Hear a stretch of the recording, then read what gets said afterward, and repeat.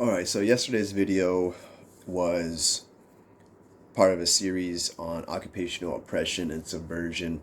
You heard me speak to Mr. Alan Bowman, reflecting on that. The operator at the time was was a female. I can't recall her name, but we were working together with Mr. Canterberry, the supervisor at the time.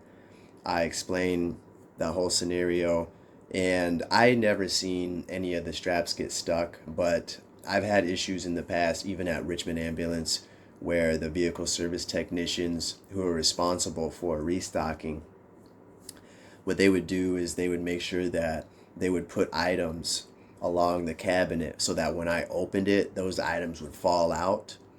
And they would make these frequent mishaps all the time. And how that relates to last episode is I already had made them change on my last shift all of the straps appropriately, and I made sure that we had appropriate straps. And then when I came back to the next shift, I noticed maybe like the first or second call that they had completely changed all the straps right back so that there was no shoulder straps that were appropriately fitting. And this is common behavior, always to undermine and to subvert.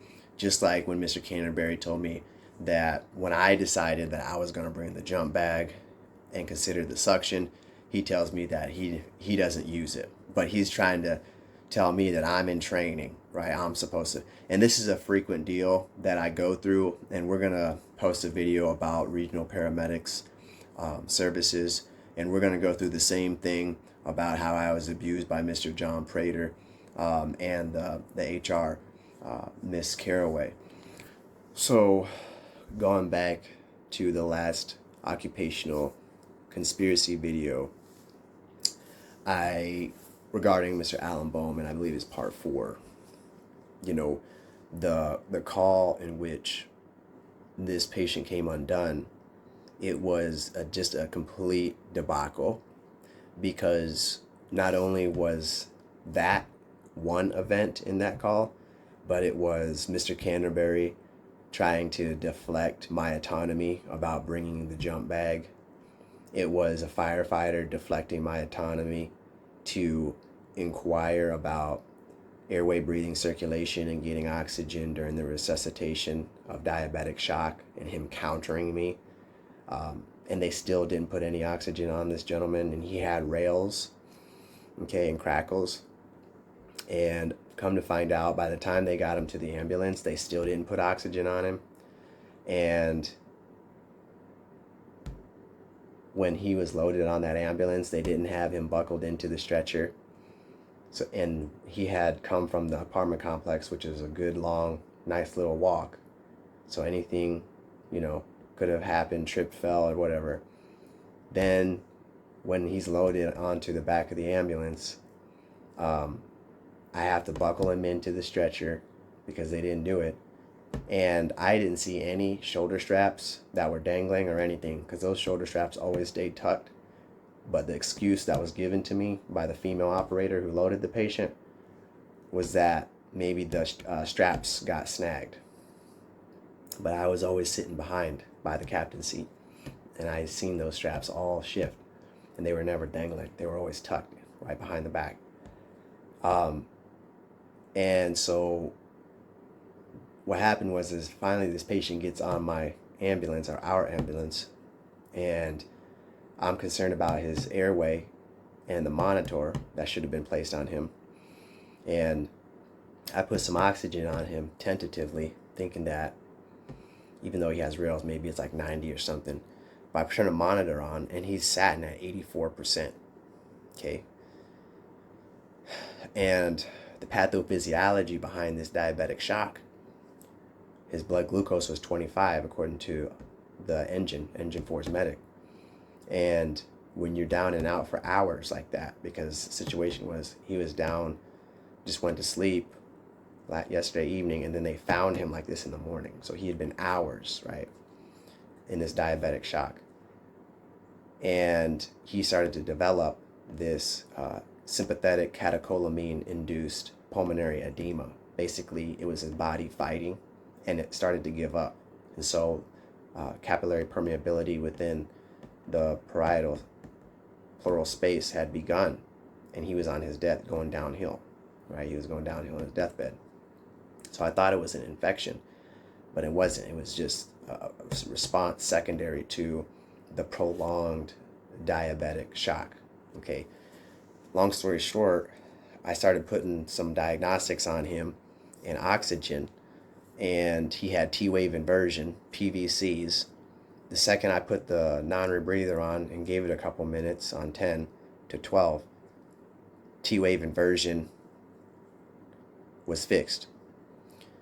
Started to be concerned about his blood sugar because the medic didn't want to tell me anything, I guess, about how much they were going to give. And I guess they bolus the whole thing. So I'm trying to make sure that we only give him 100 at a time so we don't spike his blood sugar. Well, when they loaded him, I seen that it was a little drip to it. And I was just checking the bag that they started on scene. And about the time I start checking all my diagnostics, getting situated, and I'm putting leads on this gentleman, I turn around and start looking at some other options.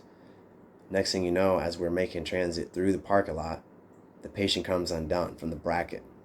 I've been sitting behind the ambulance throughout most of the ride time to these calls. There was no straps in the way or the reason that the straps were causing, I guess, some type of disconnect or anything. There was none of that. I was watching those straps the whole time. And what it was is we have a female operator. That female operator wasn't clicking it and engaging the mechanism. That's what this was about.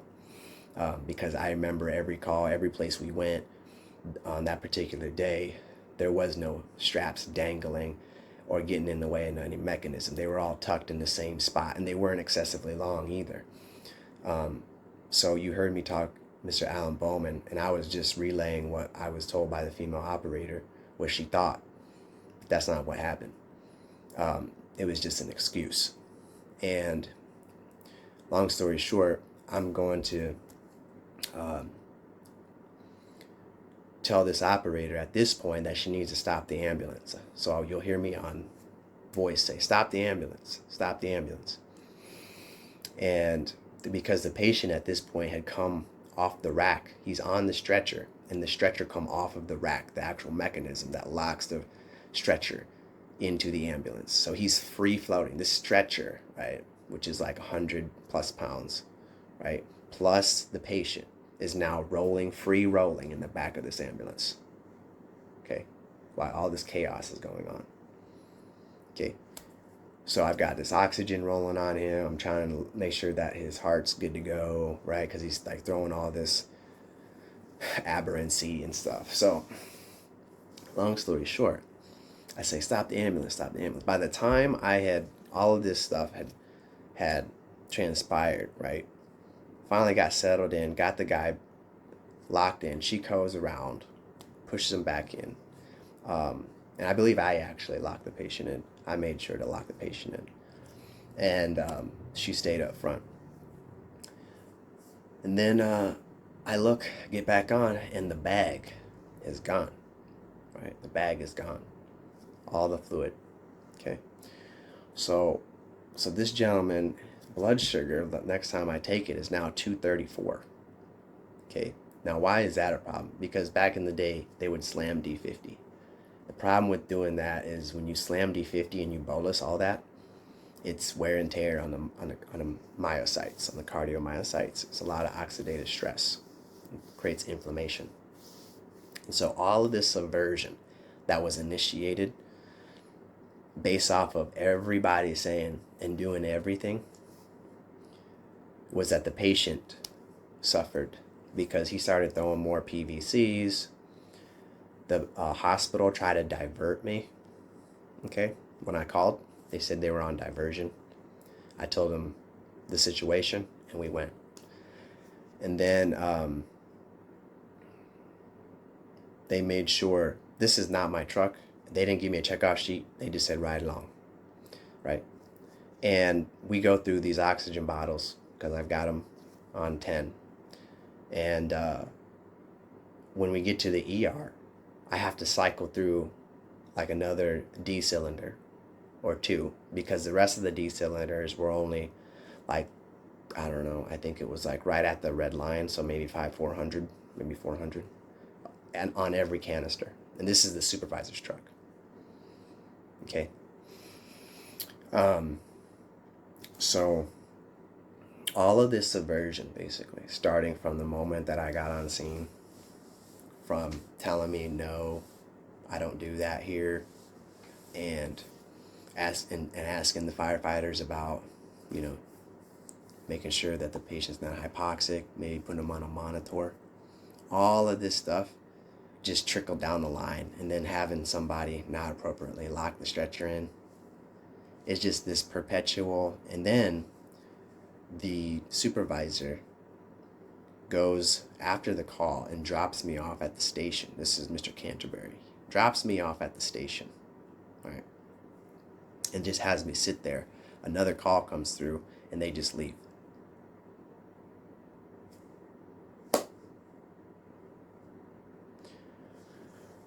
In the meantime, what you see on this video, okay, I have to endure on the way to work, back from work to the grocery store, back from the grocery store to school, back from school, okay? Um, so I want to make sure that I expose the injustices and the debauchery here, the uh, the insanity is what I would like to call it, the insanity. Um, I want to make sure that I expose the injustices, because I'm on a program that is unconstitutional and inhumane. I'm on a program that is being hidden for some reason, and the information that I'm exposing is being taken away for some reason. If it wasn't illegal, if people were doing things ethically and morally, and people had validity, then I would probably be in jail by now, or they're just obviously corrupt, um, and they're cowards, because this is something that has been going on since the inception of my EMS career, as well as other jobs as well. And I can upload that stuff too. All right, so I'm coming out the road to be on my way, and the first thing they do is they hit me with the interval drive-bys. Okay, you're gonna have vehicles drive by.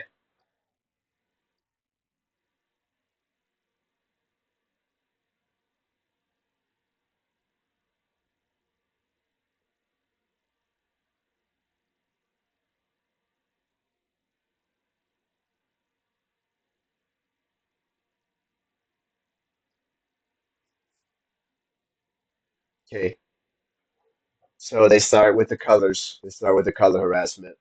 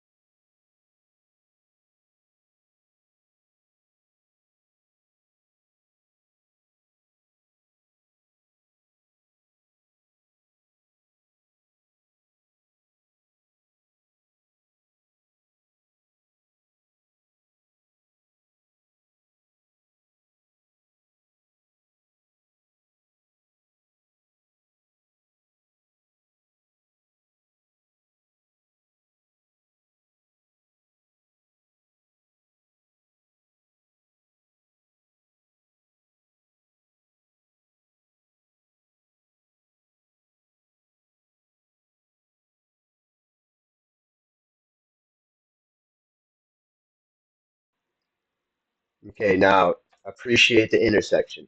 Okay, appreciate the intersection. I'm sitting here and I'm going to have red vehicles come up to the intersection. And every intersection, they make sure to have a red vehicle come up from here on out.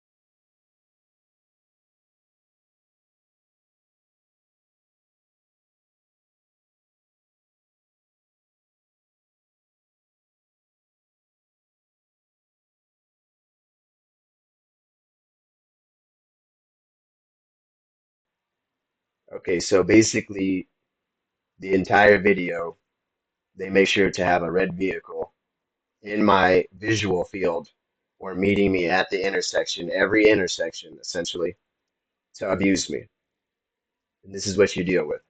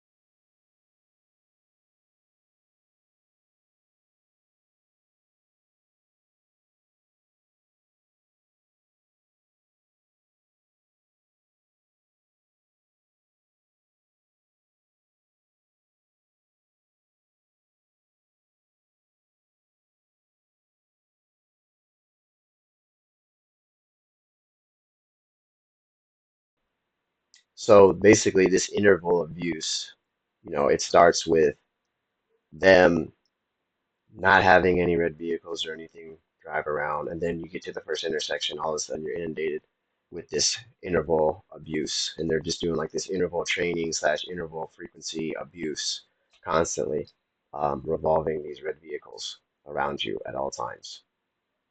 And this goes on for every time you go somewhere. When you park somewhere, it's the same thing. You've seen it in prior videos when I'm parked at the gym. They'll make sure that they park where they know you're gonna park so that it's always in your line of sight.